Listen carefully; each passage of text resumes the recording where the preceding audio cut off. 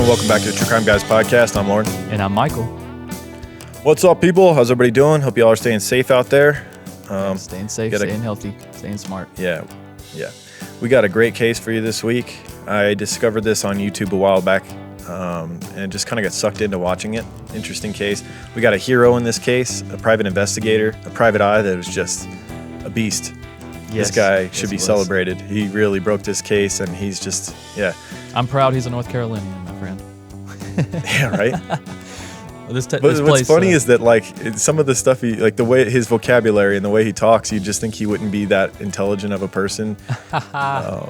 I'm just saying, not because of his accent. I'm just saying, and he even said it like he didn't know what an indictment was. And it's like, you work as a private investigator, you're like an extension of the police.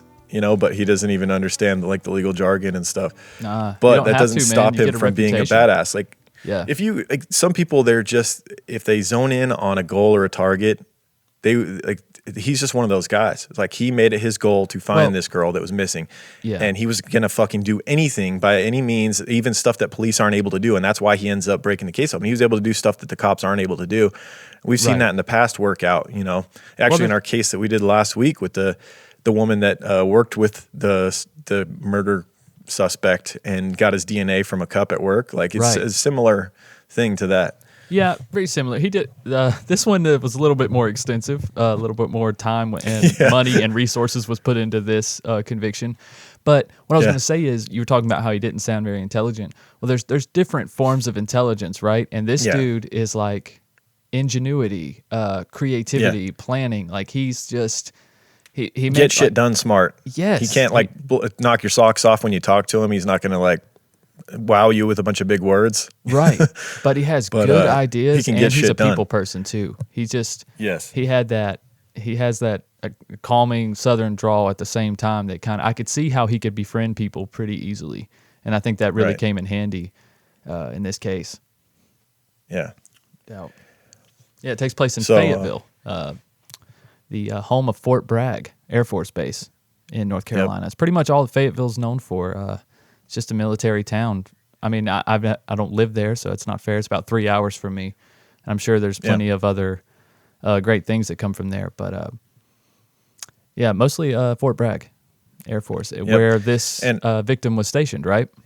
Yeah, our victim was a member of the military. She was actually a combat medic, and she was taken too soon, and we'll dive into all the details of that after Michael's intro. So let's get into it. Let's do it. You tell me what happened. Two sides to every story, somewhere in the middle of the truth. Tell me your side of it. Well, let's go back to that night at the bar. Went and picked her up. Went back to the bar. Played pool, drink, sung karaoke. Everything was going good. Then I reckon somebody had told her about my sex offense thing, and I kind of, I didn't know it, but that's when she started acting kind of funny towards me. And when she said she was ready to go home, I was talking with her, and I can't remember exactly what was said, but I know she said to me, "Nah, you child molester," or something like that. And I just snapped and zoned out and hit her, knocked her out. And I stuck her in the car and took her back to where I stayed at.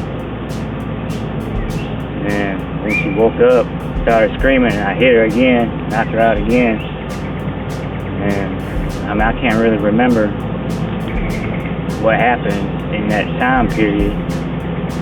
I know. She was dead.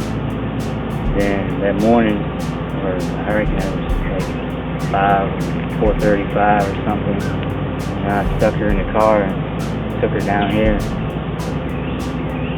Then what? And I pulled in here. I went, took her over there and buried her. I left and went back to the bar, stayed at the bar. How do you know she was dead?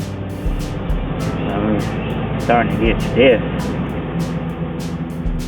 I won't love to roll me over slowly, stick a knife inside me and twist it all around.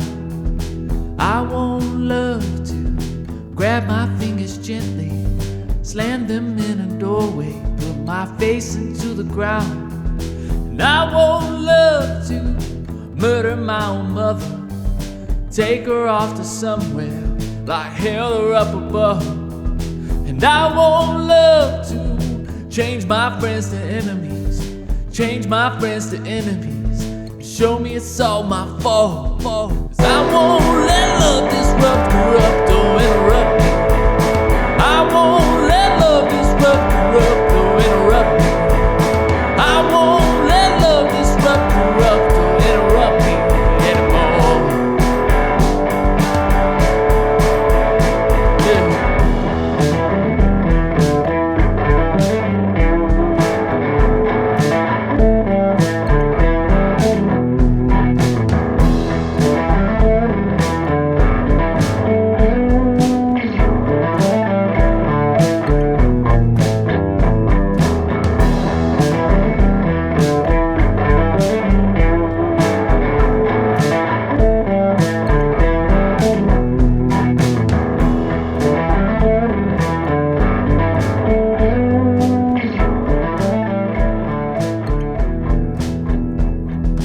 I won't love to walk right up and bite me, grab a hold of me and fight me, and leave me dying on the ground. I won't love to split my mouth wide open, cover up my ears and never let me hear a sound. I won't love to forget that you offended me, or how you have defended me when everybody talked me down. And I won't love to change my friends to enemies, change my friends to enemies, and show me how it's all my fault. All right, our case this week was the murder of Kelli Bordeaux. We'll talk a little bit about our study sources for this. We used a couple of specials that were done by, one was by ID, Investigation Discovery, their Hometown Homicide series. We've done an episode on the Hometown Homicide series before that ID does, Local Mysteries, and this one was called The Fayetteville Soldier Who Didn't Make It Home. And I also used a 48-hour special called The Hunter, Searching for Kelli Bordeaux. So, Right. There was also a Crime Time doc as well on YouTube. Oh, I didn't see that 40 one. minutes. Yeah, I watched that one as well. A lot of the same information, but a lot of interview with the private investigator, which I enjoyed. A lot of this interviews one, there. I mean, it plays well on in those type of specials. That's why I think TV, it's like made for TV, really, because just the fact that she was a young, pretty, blonde soldier stationed, like you said, at Fort Bragg in North Carolina, and then and she had like almost like a love triangle type of thing going on. I mean, she had a husband, but then she also had a secret relationship. We'll get into. And when you're talking true crime, that translates into a lot of suspects. Yeah, Love interests are it's always a lot of the first drama. suspects. It's a lot right? of drama. I mean, Yeah. everybody was speculating on who could have done it. Was it the husband? Was it the side boyfriend? Or was it this was it the oddball creepy character that wannabe she went out boyfriend? with? Yeah, or was it the creep that turned out to be a pedophile? I'm going to lean that way. No spoilers. Yeah. But let's start at the beginning. So Kelli was born Kelli Henson on December 27th, 1988. She ends up getting the last name from her husband, who we briefly mentioned.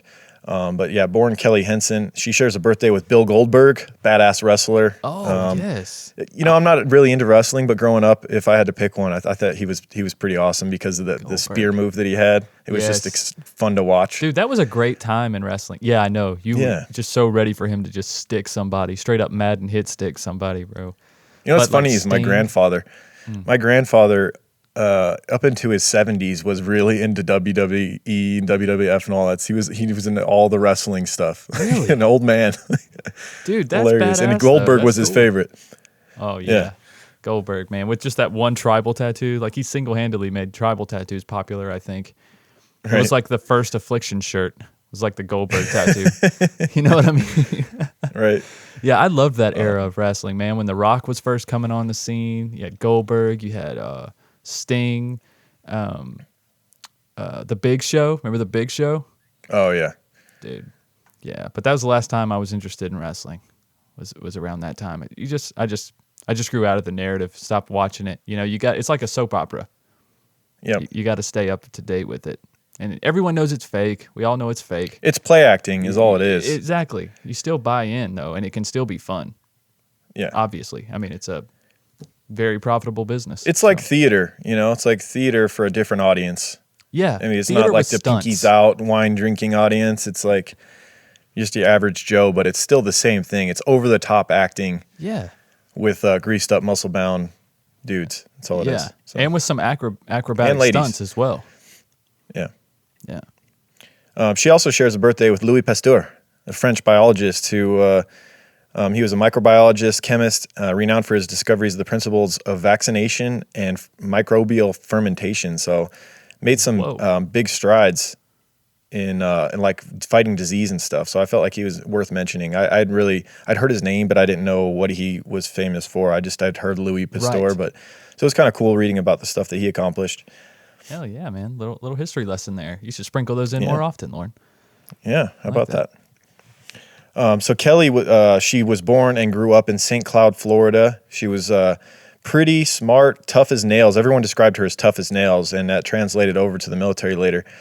She was early on was just full of life, though. Like a lot like our last week's case. She reminded me a lot of her. Yeah, Mandy. Just a Mandy bright Stavic. young person that seems like they were almost too bright for this planet. Like someone just had to have them. You know what I mean? Some creep would find them because they were just like bigger than life. Right. No doubt. There was definitely, they were definitely both attractive in more than just a physical way. They had personalities that drew people in.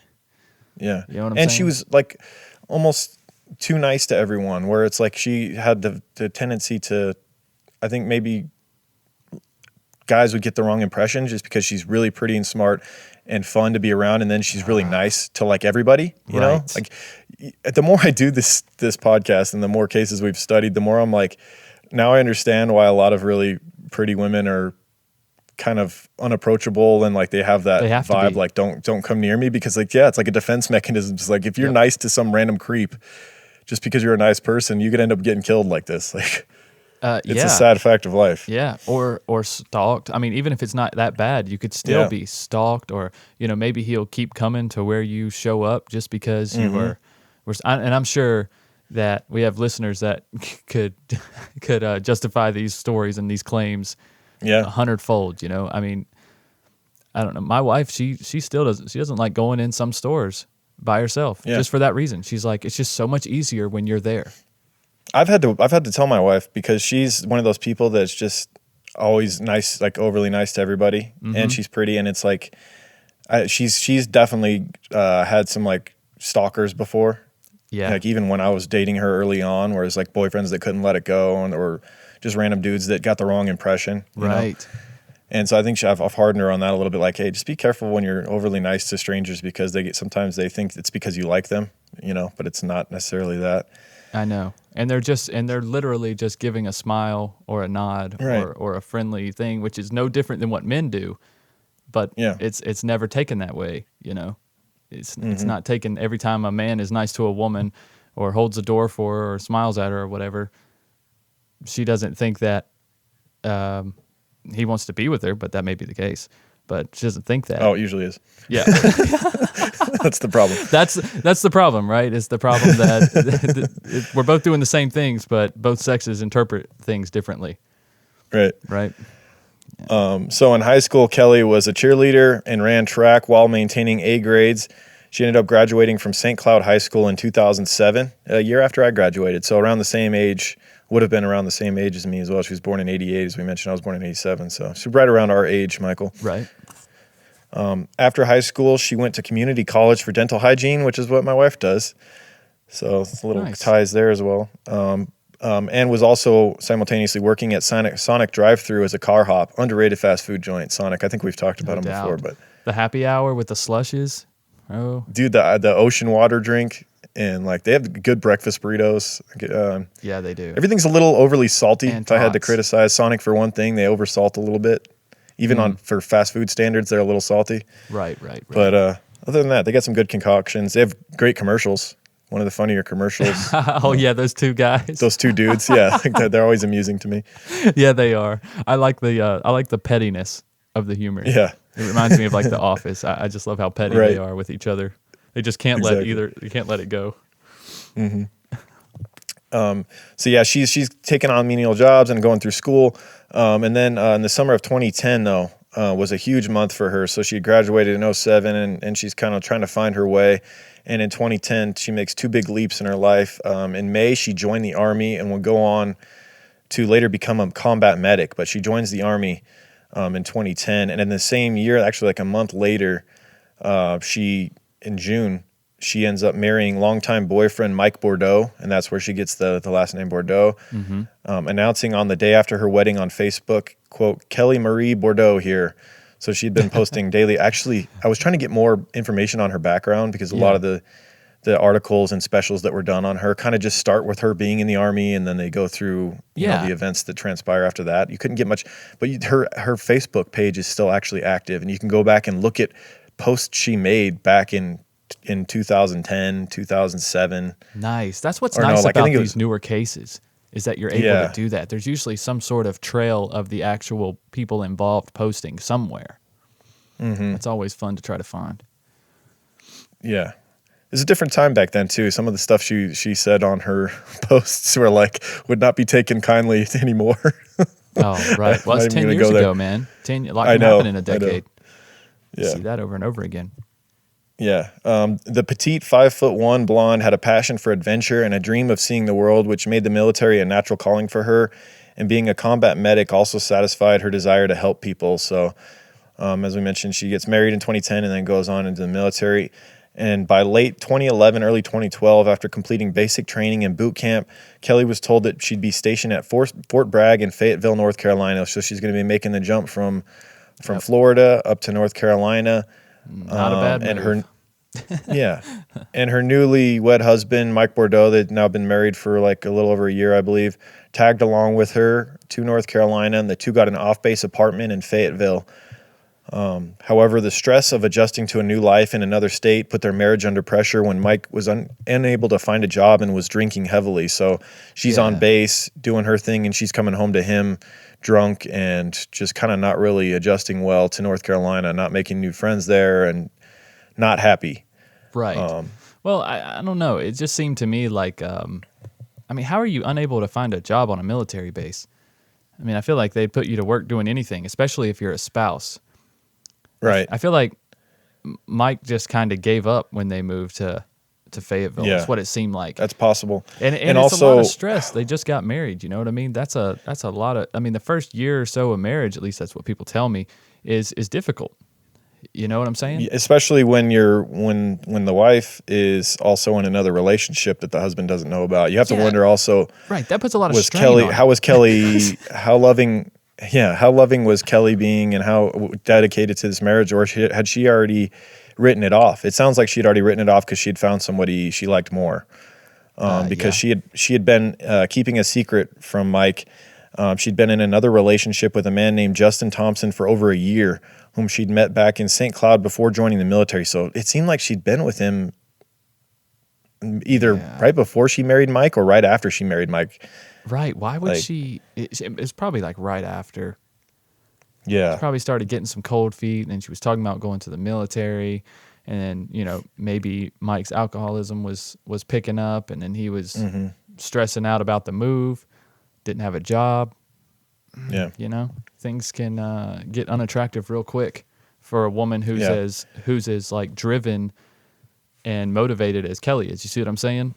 Right. Hard to be with a guy that's kind of mopey and drinking, and she felt like she was kind of dragging him, I think. Yeah, like he was an anchor. Yes. Yeah, and she confided in her sister Olivia about this secret relationship she was having. And Kelli said that Olivia said that Kelli told her that she liked Justin so much that she had decided to divorce Mike. She just hadn't told Mike yet. Now, Mike, at the time, still in the dark about Justin, returned home to Florida when he and Kelli decided to take a break. Kelli remained alone in Fayetteville, where she knew no one other than her fellow soldiers at Fort Bragg. However, after Mike returned to Florida, Justin, the secret boyfriend, was making frequent weekend trips to Fayetteville to see Kelli. So she's on base during the week, and then on the weekends, her boyfriend was coming up to visit her while her husband was back in Florida, right, in the same town that Justin was from. So a While weird, they're kind of weird taking a break. situation there. Yeah, and she's probably communicating with Mike on a daily basis. They're still married. However, he has no clue about this Justin guy. So you know what's funny is like in the interviews, Mike acted like the break was his idea, but I seriously doubt that. Yeah. I feel like it was his idea. He was like, okay, let's just take a break. Let's just get some space, and then, well, probably that might have been because probably what happened was Kelli came to him and was like, I want to separate. You need to go back to Florida. And he's like, you just need some time to think about it. Yeah, You still love exactly. me. He was like, well, let's just take a break. Let's just set a time, a couple weeks. And she was probably, yeah, sure, whatever. Get the fuck out of here. Right. That's what it seemed like to me. It seemed like he was heartbroken and she had already moved on from him. Yes. They were on two different planes as far as their relationship was concerned. Yes, that seemed pretty obvious.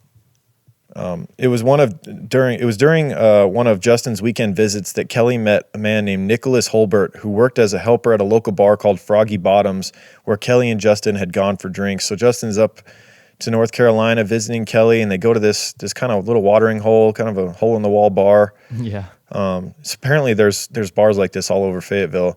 There's this bars one's called like this all Froggy over North Bottoms. Carolina. Yeah. It sounds cool. It sounds this kind of place where you would have gone and done gigs when you had your band. Yes, no doubt. There's this cool little hole in the wall place called Tommy's, and it reminds me a lot of that. But it's just lovingly called Tommy's. It's just always been Tommy's Bar or whatever. Yeah. And it's just like that, man. Most people that go there, they know you've seen the people there. They have a lot of regulars, but it's a very friendly environment for the most part. Mm-hmm. But yeah, that's what it reminded me of. Just a little staple of the community. Yeah. Yeah, so she's there with Justin, and she meets this guy, Nick, who is, as we mentioned, a helper at the local bar, and he's kind of coming on strong to Kelli. He ends up giving her his telephone number and tried to befriend her while she was there with Justin. And he was simultaneously giving Justin the creeps, obviously.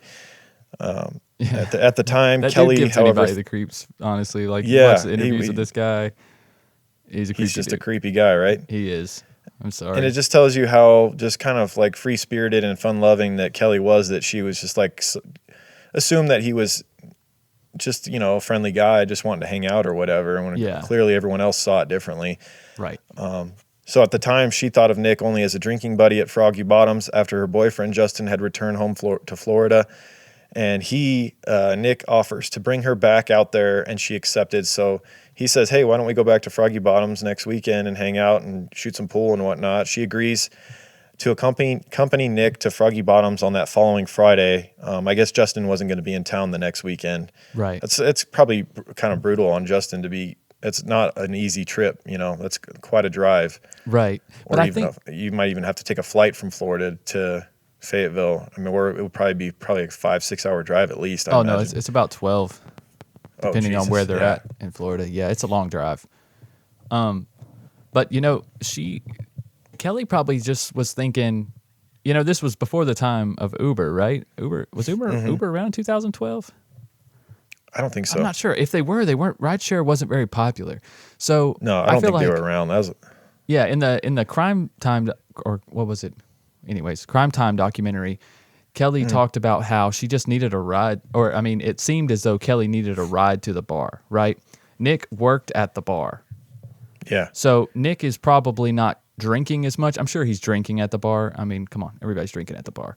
But he's probably not drinking as much, you know what I mean? So she thought, well, he would be a great person to give me a ride there and give me a ride back, and he's always been a good friend or whatever, and he saw me with my boyfriend. And like many women do, they make the mistake thinking that guys give a shit about that, especially when they're alone with you, knowing that your boyfriend is far away. So back in Florida, right? So I think, and this goes on to prove what we were talking about earlier, how Nick and Kelli both had a completely different idea about this situation. Yeah, Kelly's like, oh, it just makes sense. You work there, you're going to be there anyway. I'm going to go spend some time there. You're sober, drive me there, and then you can drive me home. And then Nick's like, she might have even thought he'd buy her. She might have even thought that he'd cover her tab or whatever. Right. She may have been using him a little bit for a ride and maybe for some free drinks. And I'll have some fun he'll have fun. It'll be worth it for him. Exactly. However, he's thinking, I'm getting laid, and this is going to be great. She's into me. Whatever kind of delusional thoughts he had. Yes. So the plan was going to be that following Friday, which happened to fall on Friday the 13th, which is kind of creepy. Yeah, it is. Quite eerie. So it was Friday the 13th of April 2012 that Kelli was scheduled to go on this date with him. And so, yeah, as we mentioned, she wouldn't drink and drive. Being in the Army, she couldn't have a DUI on her record. That could really ruin everything for her. So her new acquaintance, Nick Holbert, would give her a ride to Froggy Bottoms, where he worked, as we mentioned, as a general helper there. She was excited about going out to have some fun after another hard week at Fort Bragg. To her, this was definitely not a date with Nick, but to Nick, it definitely was. Yep. Kelli had even told boyfriend Justin Thompson, who was living in Florida, that Nick was taking her to the bar. Justin, who had met Nick with Kelli the previous weekend, wasn't happy about it. He said, quote, "She was like, oh, I'll be fine. I even texted the night before she left. I said, you better bring some pepper spray." So he was a little bit concerned about this creep taking her out. Yeah. And that's where we introduce you to David Marshburn, the private investigator we kind of talked about, who was the hero of this case. He has some quotes, and we'll get more about him in a little bit, but he later says about this evening that how things played out. He said, quote, "They went to the bar and she basically didn't pay any attention to him. She was singing, cutting up, flirting with other guys, just being friendly. It's safe to say that the night wasn't playing out the way that Nick was hoping for." And Kelli would leave Froggy Bottoms with Nick sometime after midnight. The PI, David Marshburn, said, quote, "She wasn't drunk. Her bar tab wasn't even enough to make somebody dizzy." Yeah, but I mean, how many drinks did she pay for? A pretty girl. She ended up paying bar? the tab. This douchebag creep was out and sitting in his truck while she paid the tab. So yeah, he wasn't how many about of those buying her other drinks guys after she ignored him all night. How many of those other Yeah, guys she flirted with could have bought her drinks, though? Seriously. Very true. She could have been Very much true. more intoxicated than what they were leading on. That's a good point. She could have given several free drinks from somebody at some point. No doubt. And maybe she had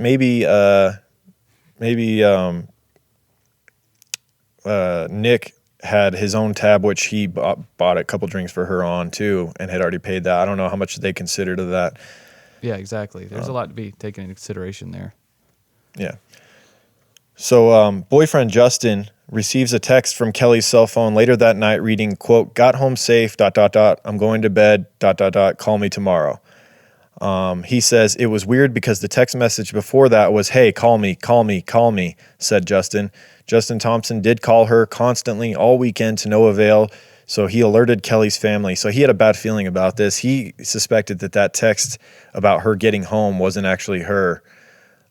Things just didn't seem right. He ends up calling Kelli's sister, Olivia, presumably because she was the one that was aware of her sister's secret affair with him. Like, she may have been the only one that even knew who Justin was. Right.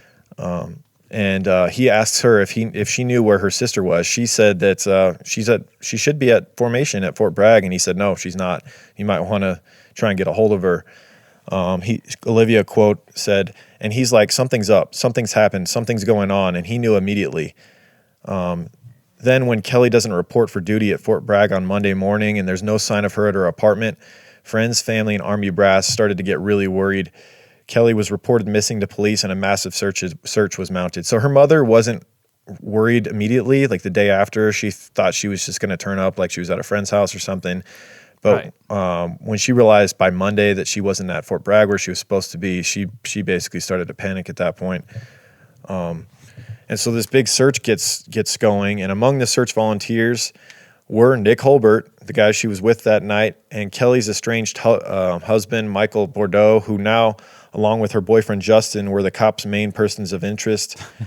What an awkward situation for the husband, Mike, right? This is how he finds out. He's about to find out about Justin. He still had no idea. He still doesn't know. It took his wife going missing for him to find out about her secret lover. And of course, he's going to look at the secret lover he never knew about and, kind of suspect maybe that guy did it. Oh, no doubt. They're both blaming each other at this point. Yeah. Early on, Kelli's mother was deeply suspicious of husband Mike Bordeaux because she knew Kelli had broken up with him only a week earlier. Yeah, that doesn't look good. She's got this side boyfriend, and she breaks up with him, and he moves away from North Carolina back to Florida. Does he strike back at her in anger and do something like this? That's a hell quote of a from motive. the mother. Here's a quote from the mother. Kelli gave him $1,000 and a one-way ticket to Orlando and said, "We're done," said Henson. Oh. So she was very suspicious of the husband. Mike Bordeaux had returned to Fayetteville and publicly denied that he and Kelli had broken up. He was the concerned husband taking part in searches and appearing on TV, and he was like crying and very emotional about this. Well, of course. I mean, I feel like he still cared about her. Oh yeah, He he's didn't still want in love this with her. he didn't want this to be over. I think the breakup was sudden in his eyes, and he still had high hopes that they were going to get back together and this would all blow over. Yep.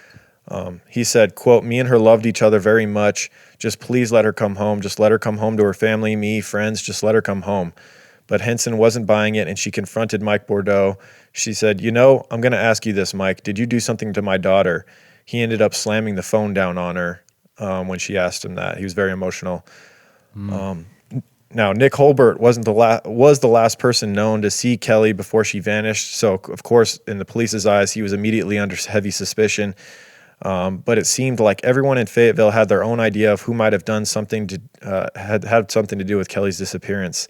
Quote, "The police department's number one person of interest, and I do know this for a fact, was the husband, not Nick," said David Marshburn, the private detective who got involved in this case 2 days in. Let's just give a little background on David Marshburn, since he was kind of the hero of this case. He had been a private investigator for a while, and he was basically a bounty hunter for most of his career. He had taken down, like he said, like over 500 suspects, people who were on the run from police, and he was like basically doing what like Dog the Bounty Hunter does, going and finding them and taking them into police custody and for a payday. But when he saw this story hit the airwaves, you know, about this young pretty soldier who went missing, he was like, "I'm really good at finding active suspect criminals, but I've never tried to find potentially a murder victim." And he was, early on it just did not look good. So he assumed he may have been looking for a body. Right. So he took this on and he basically made it his life's mission to find out the truth and find who did whatever happened to Kelli, find out who did it and what happened. Meanwhile, as we mentioned, the police number one person of interest at the time, according to David Marshburn, was the husband, not Nick. Husband Mike, however, was now finding out about his wife's secret lover and couldn't help but wonder. And this makes this story crazy. Is like each person has their own suspicion. You know, it's like the husband finds out about Justin, and of course he's going to think, well, of course this boyfriend did it. Right. He says, "The first name I heard of was Justin. The detective was the first person to tell me about it." Yikes, dude. That had to be rough. Had to be rough to swallow, man. Hearing that, be like, who? Who did? Oh, man. That had to have been brutal. It's like, not only is my wife missing, but now I find out she's been in a relationship with this other guy all this time. Yeah, let's blame him. Horrible. Yeah, that's a rough day. Yeah, no doubt. So police, though, they still don't really have any concrete evidence to point to any suspect. Initially, they had no evidence to connect any of the three persons of interest to Kelli Bordeaux going missing. Both husband Mike and boyfriend Justin had proved that they were hundreds of miles away in St. Cloud, Florida when Kelli disappeared. And Nick Holbert, the last known person to see Kelli before she vanished, had told police he dropped her off near her apartment and after an evening of drinking at Fayetteville bar, Froggy Bottoms. His story was supported by a text boyfriend Justin received from Kelli's cell phone later that night telling him she had arrived safely. Justin was unable to reach Kelli again, and he suspected Nick had harmed her. Justin wasn't the only one. So there was a couple people that had their eyes on Nick as the number one suspect. The boyfriend, Justin, who had gotten a creepy vibe from him all along, was worried about her going out with him that night to begin with. And then the private detective, David Marshburn, when he sees Nick get interviewed on TV about trying to find Kelli, he right away says that guy is guilty. He says he has a sixth sense for people that are lying, and he knows. Well, I mean, that narrative sounds good after the fact, but who knows what he really thought? Yeah. Well, he says at the time that when he saw the interview, he says, quote, "I actually happened to see Nick Holbert on TV doing his interview on Kelli Bordeaux. Holbert was pleading to the public for information on her whereabouts while he was out looking for her with hundreds of other searchers. And I told my wife, I said, look, he's lying. I'm like a human lie detector, just about. I can tell when people are feeding me BS. I feed people BS like you wouldn't believe, but it's my job." It takes one to know one. Right. That's what that's all about. But I mean, also, if he knew the facts, he's following the case. He knows that both love interest had a very good alibis, and then this guy was the last one to see her. I mean, and the dude was creepy, so I mean, he's already under suspicion. And if he does this all the time, you know what I'm saying? It's not just the way the guy talked; it's also the circumstances. Yeah, and when Marshburn gets a little bit of inside info from the police about Nick's background, that just makes him look even more guilty. Yes. We'll get into that in a second. But David Marshburn at the time said, I told my wife, I want to see if I can find this girl. I can find somebody that's on the run, but finding somebody just sitting still, that's going to be another task. Marshburn's suspicions about Nick grew when he learned that he was a homeless drifter living in his truck in a makeshift camp behind Froggy Bottoms where he worked as a bar hand. So more on his background in a minute, but at the time that Kelli went missing and that he had taken her out, he was actually living in a tent in the woods. Yes, right behind the bar. He was basically homeless. Marshburn said, quote, this was his home. He knew this area very well, like a hunter, and that's about like what he was, a hunter with his prey. He used netting, limbs, duct tape, plastic, all sorts of weird stuff. So yeah, there was actually pictures and video of where he was living. Is literally just like a collection, like a circular collection of trees with like tape and shit going around it. I'm guessing he had some sort of tarp going around that at the time. Right. I think that was just to deter animals and maybe give himself a little privacy, though. I don't think he was a little trying cover to catch from rain anything. or whatever. I don't think he was trying to catch shit in those nets. I think they were mostly No. But he was just saying like he would have known these woods like a predator would, if Yeah. And when you find out his background, he was in fact a predator of women and young girls, because the police then discovered Nick Holbert was a convicted sex offender who had sexually assaulted and beaten a 5-year-old girl when he was 16 years old. God damn. He had spent He's time in fucking prison for it. He was a predator around females of any age, the more they looked into him and heard about his past.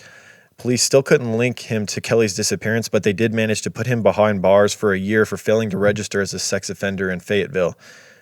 So they didn't have enough evidence to prove that he had harmed Kelly, but they did have his background and the fact that he didn't register as a sex offender. So they had a means to put him in jail while they could further investigate him and try and find more proof that he had done something to Kelly. And meanwhile, David Marshburn said, quote, so while he was in jail, the only thing I could do was go to the areas where Nick had been, and I wound up working hundreds of hours searching woods, searching ponds, searching, lakes, everything. And when Marshburn failed to find any trace of Kelly, he devised a plan to befriend Nick when he gets out of jail and trick him into telling him where Kelly was or what he knew about Kelly's disappearance. So this thing's He got crafty with this. A lot craftier than I thought he was going to. Yeah, he really took this personal at a certain point. He had zoned in on Nick, knew it was him early on, and was just dedicated to proving it. And meanwhile, the family was searching for answers still. And it's been a year now. Nick's been locked up and Kelly's been missing, and they really don't even know about David Marshburn and how obsessed he is with this about finding the truth. And later they're like just amazed by the fact that just a citizen would take this on and help so much in their daughter's disappearance and their sister and, any family member. Quote, I had to be his best friend. I had to be a good friend to him, says David Marshburn. I went to his home, and when he answered the door, I said, Nick, I'm David Marshburn. I'm a PI. I'd like to talk to you about Kelly. I don't believe you done it. So right away, he gets on the grounds of, you're innocent. I know you are. No, let's right out the gate, but I believe you can help me clear your name so we can find her. So he tries to act like they're on the same ground, as that they want to find Kelly because they both care. Right. Good way to start. And he said, he breaks down his plan. He says, I had it in 3 stages. You don't have nothing to do with it. You might have had something to do with it. You did it. By the end of that you did it stage, I was accusing him of doing it and he wouldn't deny it. So this is his game plan. Right. David started by literally buying Nick's friendship and trust. Quote, the guy was down on his luck. He needed money, and if I gave him money, he would keep wanting to see me, whether I talked to him about Kelly or not. There were times when I would be at dinner with my family and he would call and said, I don't have anything. I need some cigarettes. I need to eat. And I would drop what I was doing, leave my family, and go an hour away just to give him money. He actually talked later and was starting to tear up in interviews, David Marshburn, about how he almost lost his marriage and his family over this case. Like, yeah, because you gotta spent so much time dealing with Nick. Right, because you gotta understand at this time it's been a year, so the excitement and the intensity around this case has already died down. So to his wife and his kids, they're probably like, "What the hell are you doing? Like, just leave this guy alone. Like, he done went to jail. Like, let the police do their job. Probably is what they're saying. Yeah, let's have dinner." Yeah. But yet he had this conviction about this. I mean, I feel like I noticed that David Marshburn mentioned religion a few times in his interviews, and I feel like that he felt like this was his purpose. This is his way to give back. He was doing God's work by removing evil people from Earth. And I feel like he so just they couldn't harm others. Yeah, it was his mission. Yeah, because I mean, at this time, Nick is a predator walking the streets too. I mean, he's gotten out after a year for serving, on the not reporting that he was a sex offender, and now he's back on the streets again. Yep. And if David truly believes he killed Kelli, then he knows he's got a murderer, predator, sexual predator, murderer walking the streets in his town. So you can see why he was so obsessed with getting this thing solved.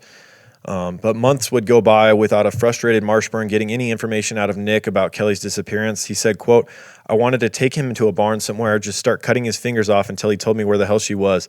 That's how mad I was, how ticked off I was. I was so close, yet he wouldn't give it to me." Yeah. Nonetheless, David persisted, trying anything. He even convinced Nick that he worked out a deal with prosecutors and presented him with a fake plea deal bargain that he drew up himself. He said, "I did a fake plea bargain with all this legal jargon that said that if he told me where Kelli was and apologized to the family, he would get probation and rehabilitation. He's going to tell that he committed the murder. He killed Kelli. He's going to apologize for it. He's going to get mental health treatment for it. He's going to stay in like an apartment complex where he'll have a computer to work on." And Nick Holbert believed it. So he presents him with this paper saying all this stuff that's going to happen. He says, quote, "He took it and looked at it and stared at it and read it over and over. Then all of a sudden he paused for a little bit and handed it back to me and said, 'I'm not going to sign it. They'll just take it back.'" So the only reason he didn't sign it is he was worried that prosecutors would but that's end up not following the rules. Right? Yeah. The fact that he said, "I'm not going to sign it," and then gave a reason. He didn't say, "I'm not going to sign it. I didn't do this." Because I didn't kill her. Yeah. He said, "I'm not going to sign it. They'll just take it back." Right. But as you mentioned, the mere fact that Nick considered the deal was proof to Marshburn that he was responsible for Kelli's disappearance. He said, "At that point, I knew I had him 100,000%.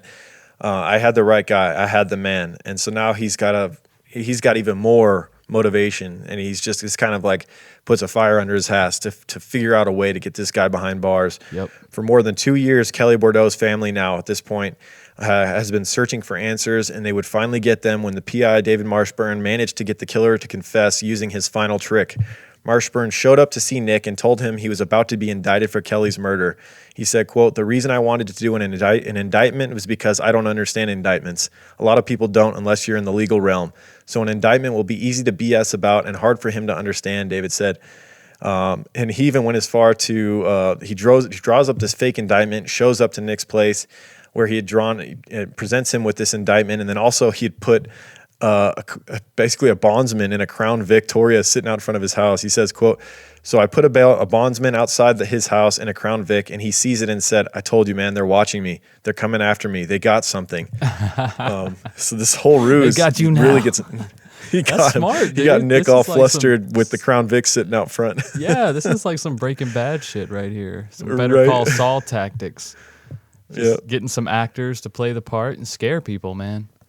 Yeah. Gotta look into so with that the fake indictment presented to him and the Crown Vic sitting out front, Nick was suddenly ready to sign the earlier fake plea deal, accepting the phony offer on a hand slap sentence in return for a confession. He then agreed to lead Marshburn to Kelli's body, buried in a wooded area near his makeshift camp behind Froggy Bottoms bar. So he leads finally. Marshburn gets what he'd been working for so long. He spent so much time, money, frustration on this, but he gets he gets justified. He vilifies this son of a bitch, and he gets brought to the body of Kelli, and where he can present it to police, and they can finally lock this son of a bitch up. Hours later at the crime scene, Nick also confessed to Fayetteville Police Detective Jeff Locklear.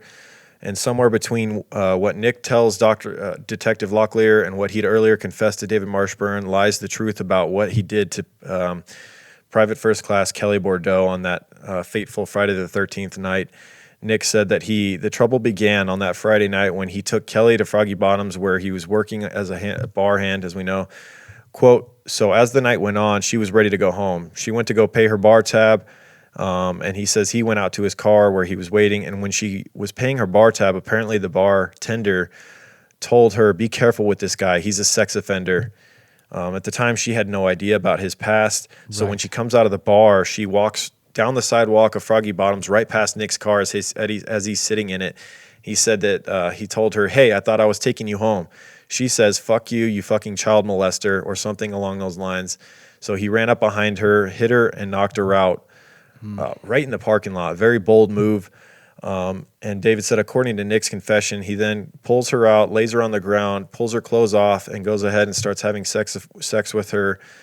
And his exact words were, "While I was on top of her, she started screaming, and I grabbed a rock and just beat her in the head with it. After a few seconds, she was dead." He then wrapped her head up with a trash bag, and he would end up going on to bury her nearby. Then went back into the bar to stay at the bar and continue drinking. Nick admitted that he had sent the text message to Kelly's boyfriend, then threw Kelly's phone into a nearby river after he had already killed her. So, you know what's weird to everything me? That connected. Yeah, I guess. You know what puzzled me at first was when Nick went back into the bar. I was thinking, why didn't the bartender question that? To be like, where's Kelly? You know, are you already back from Kelly? But the bartender probably assumed that Kelly just went home on her own. And so him being left alone now came back into the bar to drown his sorrows because he just got turned down. Or Nick, or the bartender could have assumed that Nick drove her and dropped her off. Because I mean, the time, I don't know how long that's a good point. The rape and murder took, but maybe the time would have kind of coincided with how long it would take to drive her home. Yes, excellent point.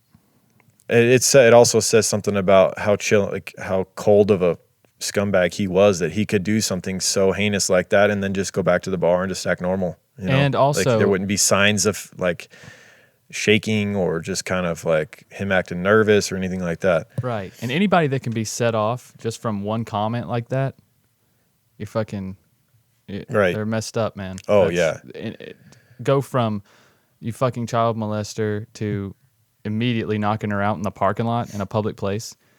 Well, I'm not so convinced that he wasn't already going to do something along these lines, even if she didn't say something. I think if she got in that car to ride home with him, I think he had already had in his head that he was going to have her one way or another, honestly. Because I think he was already very frustrated with her blowing him off all night and flirting with other guys, and he had this idea of what was going to go on that night, and it was complete opposite of what he wanted. Right. And we already knew the kind of predator he was, so I feel like maybe her best chance was not getting in the car, but then obviously that didn't work out either. Unfortunately, no one in the parking lot was there to stop it from happening or saw it happening. So it's a small bar, man. There probably weren't that many people there in the first place. Yeah. And then much less people outside. So. Yeah. So after Nick had led David Marshburn to the shallow grave where he had buried Kelli Bordeaux, David said, quote, "I say a little prayer and I said, 'Baby girl, you are going home. You're going home, baby girl.'" And that's in the interview, he started tearing up at that point. He had, really felt like he got to know her and had a personal relationship with her, and spending 2 years searching for her. Right. Holbert would subsequently plead guilty to first-degree murder. He tried to apologize to Kelly's family at his sentencing hearing. He said, quote, "Probably you and your family don't want to hear anything I have to say." Correct. And that is quite accurate in this, because the family was still very angry and had not forgiven him. As they should be. And his apology didn't even seem heartfelt. It was just something he had to say, or his lawyer wrote up for him. It was a piece of shit. Yeah. Kelly's mother, Joanna Henson, demanded he listen to her instead. She said, quote, "I don't understand how you could take a beautiful young girl for pretty much no reason at all and beat the life out of her." Nicholas would go on to be the brother. Kelly's brother was actually removed from the court after several outbursts. He really wanted to get his hands on this piece of shit. Right. And to think, it had to have made the family so much more angry too, that he was a part of the search and was acting like he cared and was looking for her and all that, and all the while he was the one that had done this. Yeah. That would really just make you even more angry, because they'd probably seen him at the searches and thanked him for helping to search for their daughter and stuff. Yep. Nick would end up being sentenced to life in prison without the possibility of parole, all thanks to David Marshburn, the persistent private detective who single-handedly brought Holbert to justice and solved the Bordeaux mystery. He said, quote, this is actually a quote from Kelly's sister, Olivia. "He's doing it for my family, and we don't even know." And I'm like, he's doing this just because he wants to make a difference. It's astronomical. It's more than my family could ever show gratitude for. So the family was always going to be grateful for this man who brought their daughter's killer and their sister's killer to justice. Fayetteville police admitted they could have not closed the case without him. Marshburn admits there were times when he almost gave up, but he says he felt morally bound to keep going for the sake of Kelli and to her family, and saw it as donating his time, skill, and money to a worthy cause. Quote, "That's the only way I give back. That's the only way I feel it gets back to God's children, people that need it." And that's where we'll wrap this case up. So yeah, a badass private detective taking this case personally, and I think he's like a CBS correspondent now. Like he's kind of made a name for himself on this case. Well, I mean, before this, he was just a badass bounty hunter. He should have a TV show about him searching for this type of stuff. Yeah, and he's good on camera. He's good on camera. He He knows is. how to talk. I mean, he was definitely very entertaining. It was funny because like with some of the other videos that I watched, it just barely touched on David Marshburn. You know, some of the other like shorter documentaries. I don't know how you could tell this, how you could tell the story of this case without it being heavily David Marshburn. I mean, what did the police really even do? It seems like they took some reports early on. You know, they talked to suspects, and then they locked up the guy for, you know, the who ended up being the killer for not reporting himself as a sex offender. But it seems like they could have done more, you know, and David Marshburn did do more. Then again, he was doing some tactics that police, you know, are not even really allowed to do. He was straight up lying to him, right? Presenting him with fake documents and stuff like that. Although police lie all the time. We've seen it done. I mean, we've seen it done by police, though. We've seen them straight up lie. Yes. Present fake documents and say that they have, say that you failed lie detector tests when you didn't, and all kinds of things. Anything to get you to confess, because once you confess, it's all downhill from there. Because who would confess to a crime they didn't commit, Lauren? Right? I know, right, never Michael? happens. That leads us to your other show. Yes. Strange and Unexplained, the last episode of Tahir Rada.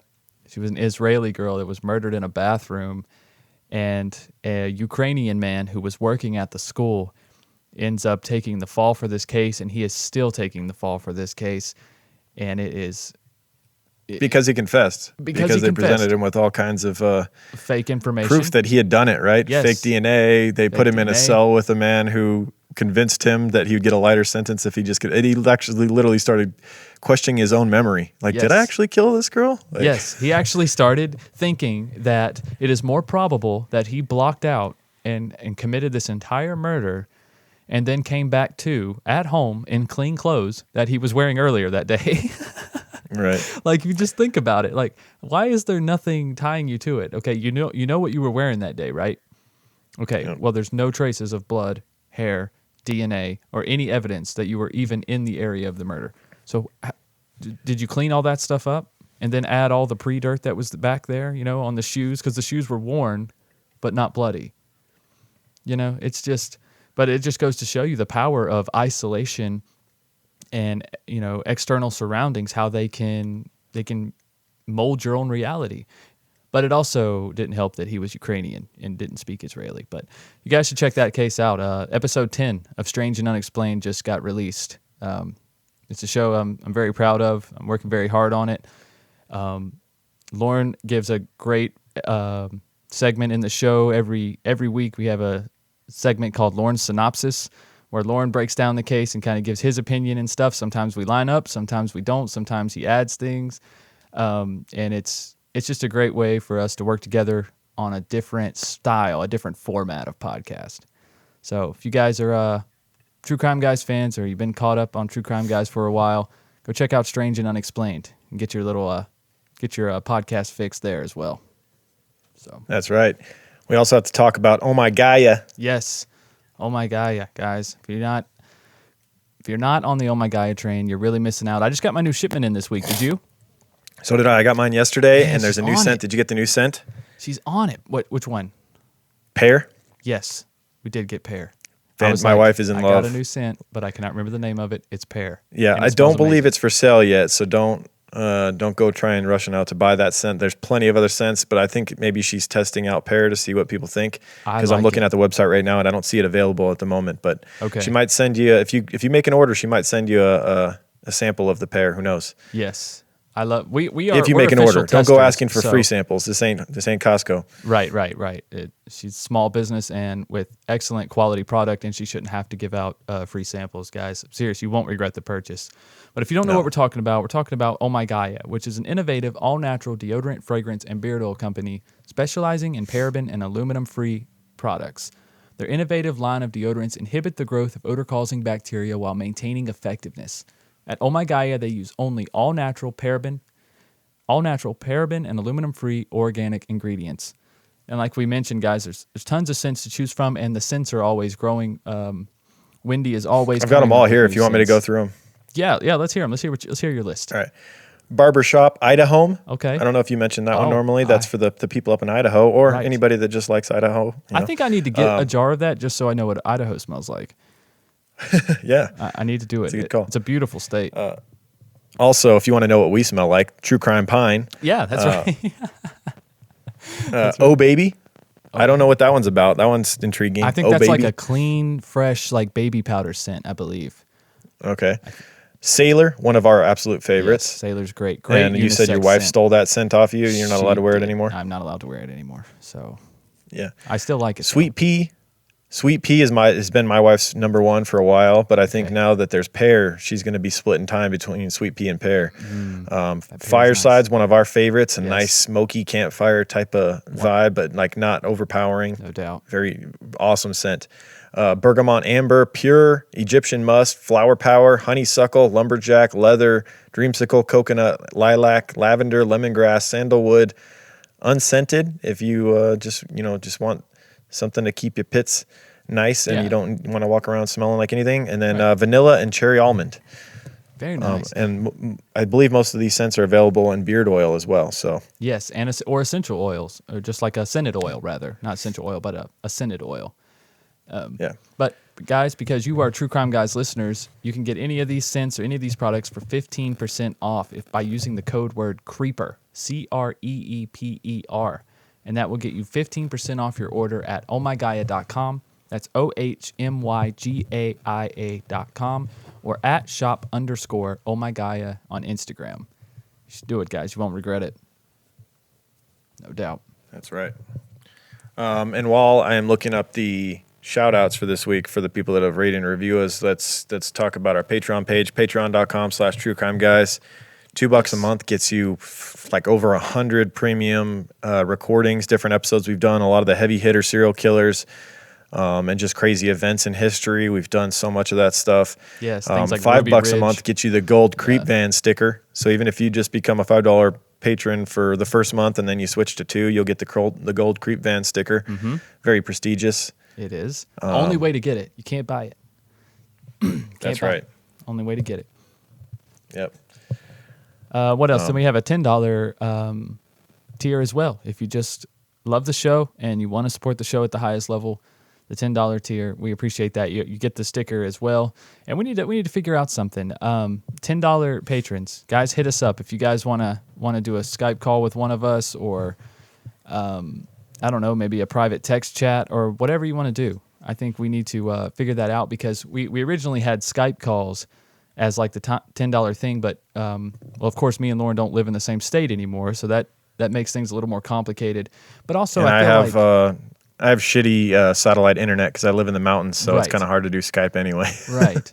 But I also feel like it's not many people's favorite form of communication. I think most people don't want to get on a screen in front of somebody that they don't really Right. know that well. You know what I mean? I mean, they may feel like they know us, they listen to us a lot, but I don't think that's the preferred way. So if you guys want to have like a private chat, or maybe we do live Q&As or something, I don't know. But if you're a $10 patron, hit us up. Let's communicate somehow. We'll work something out. Yeah, we'll do something special for you. Just hit us up and we'll doubt. figure it out. But that's patreon.com/truecrimeguys. Right, and you have a Patreon page for SNU as well. Yes, patreon.com/SandU podcast. If you're already on Patreon, you can search Strange and Unexplained. And there's a $3 tier, is the bottom tier on there, which will give you access to all of the audio tracks and early releases of episodes, which are released on Thursdays. Regular releases are on the following Monday. And then there's a $5 tier that gets you a Strange and Unexplained exclusive Patreon sticker. It's pretty cool. It's kind of like the Strange and Unexplained logo, except for the sky is like nighttime. It's starry, and then there's like a watermark that says True Crime Guys Productions in the clouds. It's pretty dope. It's kind of hard to see in the pictures, but you'll see it on your sticker. But that's the $5 sticker for Strange and Unexplained. And right on. So basically, for $5 a month, you could be on both Patreons. You could have a $2 tier at True Crime Guys, a $3 tier at Strange and Unexplained, and I mean $5 Get so a month, much content. I mean, damn, that's cheaper than a McDonald's combo. You know what I'm saying? So much content, so much. So, all right. Well, I want to thank everybody that's gone and taken the time to write a review and rate us 5 stars on iTunes in the past week. I want to say thanks to that A1HC from the U.S. said one of the only podcasts I listen to, 5 stars. Chasey Baby from Canada, hooked from St. John's, Newfoundland, Canada, 5 stars. Thank you. Nice. John Gilbert from the U.S. Gave us 5 stars and said he wants us to do Joe Matheny, the guy that ate human sandwiches. Oh yeah, the barbecue guy, or sold human sandwiches roadside. Yeah, human barbecue guy. We should I remember him. We should definitely cover that one. We should, man. It's been a while. I know who he's talking about. Yeah. Miss Marvel 303 from the U.S. said fuego as fuck, 5 stars. Nice. We'll take it. Also said, I went into some of these podcasts thinking there's no way they're going to tell me something about Bundy or Dahmer that I don't already know. Not only did I learn so much more about them, but I really enjoyed listening, blah, blah, blah. So, yeah, that's one thing that we like to pride ourselves in is that if we do a big-time, heavy-hitter case, that you're going to learn at least a couple things you didn't know already. Right. You know, we really dive deep and read books and whatnot for those cases. Right. So. And because there's so many sources out there, what we typically do is because there's 2 of us, we split up and we hit different sources. We don't tell each other what we're hitting and what we're not. We both go. And we even learn study stuff from each other when we're recording those usually. Yes, and it usually leads to a pretty good conversation. So there's a lot to be learned in those heavy hitter cases because some of them are like 3+ hours. Right. Also, YOLO2149 up in Canada said best true crime podcast ever. Thank you. Damn. That's bold. Appreciate it. Well, I guess the person said their name is Dardar21 as well. So shout out to both Dardar21 and YOLO2149. Okay. And then remember JLM Construction last week? I talked about how, left us a great review and said we somehow clicked 4 stars. I guess that was an accident because they re-reviewed us and gave us 5 stars this time. Man, I wonder if that'll work for all our negative reviews. We should just go back and just tell those people. Right. Like, I don't know if you noticed, but you accidentally clicked 2 stars. Right. So you might want to go back and check that. I appreciate it, though. They said I had all 5 on there. I heard you say in your last episode it was only 4. It's definitely 5 stars. So right on. Thanks, right. JLM Construction. Thank you very much. Your construction company is now 5 stars. Sorry, we said it was 4. Right. And you just got 2 free advertisements for JLM Construction. Right. So congratulations. Right on. So yeah, that's our case this week and our episode this week. Hope you guys enjoyed it. We're back with one more freebie next week, right? Before we go back to Patreon the following week. Yes, that's correct. Right on. Maybe we'll do the sandwich eater or the sandwich seller. Yeah, the barbecue roadside guy. Matheny. barbecue guy. You want to do that one? Yeah. What the hell? Let's do it. All right, let's do it. All right, guys. So we'll see you next week with that one. Keep creeping. Yep. Love y'all. Keep creeping. Be safe. True crime guys, in the desert we like a mirage. It's okay if you clicked on us cause you thought we was True Crime Garage. Now we ain't mad at you, sit down, let us talk at you. I'm talking to the creeper army, we out here making murder, get murder, get murder. True crime guys, in the desert we like a mirage. It's okay if you clicked on us cause you thought we was True Crime Garage. Now we ain't mad at you, sit down, let us talk at you. I'm talking to the creeper army, we out here making murder charming.